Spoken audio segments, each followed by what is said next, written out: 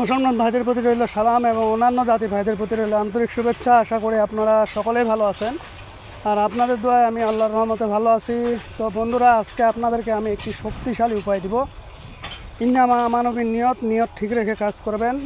যে কারো যে কেউ ধরেন আপনার কাঙ্ক্ষিত ব্যক্তিকে, আপনার মনের মানুষটিকে আপনি হারিয়ে ফেলছেন, অনেক তান্ত্রিক কবিরাজের কাছে শরণাপন্ন হয়েছেন।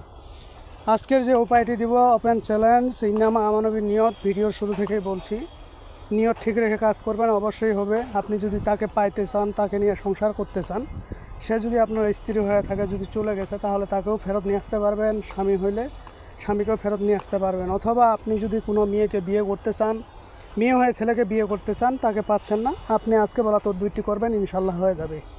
কারণ দুনিয়ার সব কিছু মিথ্যা হইতে পারে, আল্লাহর কালাম কোনো দিন মিথ্যা না।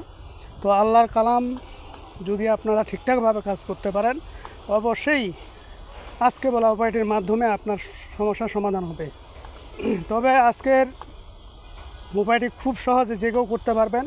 এই জন্য আপনাকে কোনো জব করতে হবে না, লং টাইম কোনো সাধন ভোজন করতে হবে না, ঠিক আছে? শুধু আজকে আমি যে উপায়টি বলবো, এই উপায়টির মাধ্যমে আপনি আপনার কাঙ্ক্ষিত ব্যক্তিকে পৃথিবীর যে প্রান্তে থাকুক, আপনি আপনার কাছে নিয়ে আসতে পারবেন। এবং সে নিজে আসে আপনার কাছে আত্মসমর্পণ করবে, আপনার সঙ্গে কথা বলবে, আপনাকে বিয়ে করতে চাইবে, ঠিক আছে? তো ভিডিওটি না টেনে শুরু থেকে শেষ পর্যন্ত দেখবেন, আশা করি আপনারা বুঝে যাবেন। এখন বিষয়টি হলো, আজকের উপায়টি করতে গেলে প্রথমত আপনাদেরকে দশকর্মার দোকানে যেতে হবে। দশকর্মার দোকানে গিয়ে আপনাকে ভোজপত্র নিতে হবে এবং লাল কালি নিতে হবে। আর যদি পারেন জাফরান কালি দশকর্মার দোকানে কিনতে পাওয়া যায়। জাফরান কালি নেবেন এবং আপনি ডালিম গাছের ডাল একটা কেটে কলম বানায় নেবেন।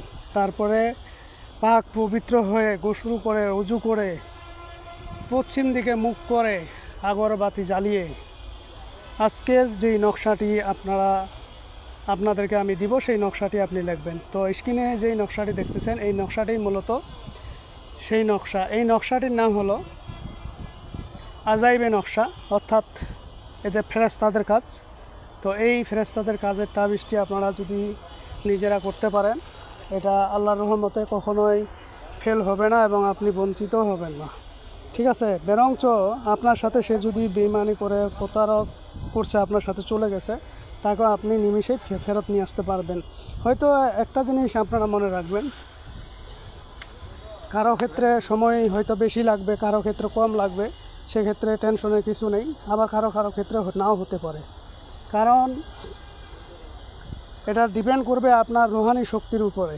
আপনার রুহানি শক্তি কতটুকু, সেটার উপরে ডিপেন্ড করবে। তবে নিয়ত করে লিখবেন, করে দেওয়ার মালিক আল্লাহ, ঠিক আছে? আজকে বলা উপায়টি আপনার কোনো খরচা করতে হচ্ছে না, কোনো কাউকে টাকা পয়সাও দিতে হচ্ছে না। শুধু একটু কষ্ট করে আপনারা এই জিনিসগুলো সংগ্রহ করে আজকে বলা নকশাটি লিখবেন।